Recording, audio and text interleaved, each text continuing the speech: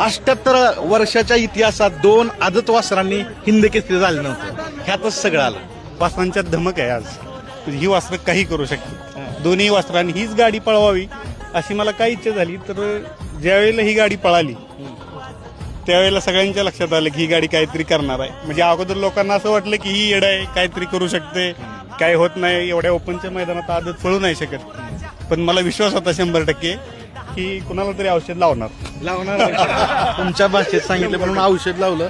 पण एक सगळ्यात महत्वाची गोष्ट ह्या निमित्तानं सांगा की आदत मैदान होतात, पण आदतला न पळवण्याचा निर्णय आणि ओपनला पळवण्याचा निर्णय. नाही, जर आपल्या वासरात तेवढी कॅपॅसिटी आहे तर आपण 100% ओपनच्या मैदानात पळू शकतो आणि पळवलीच पाहिजेत. त्यामुळे वायदीवर सुद्धा परिणाम होणार आहे. तुम्ही ज्या वेळेला वासराला बैल घालता तुम्हाला 10-20 हजार रुपये खर्च करावे लागतात. त्यापेक्षा दोन्ही वासरं जर एक समान पळणारी असली तर तुम्ही 100% त्या वासराची गाडी पळवली पाहिजे. पुशेगावचा इतिहास झाला. 78 वर्षात आदत वासरांनी हिंद केसरी कधी मिळालं नव्हतं. नाही, हे 100% होणार होत. होणार 100% होणार होतं आणि हे विधिलिखित होत. ह्याच्यात बदलच होत ना. ह्याच्यासाठी आम्हाला सेवागिरी महाराजांचे खूप मोठे आशीर्वाद आहेत.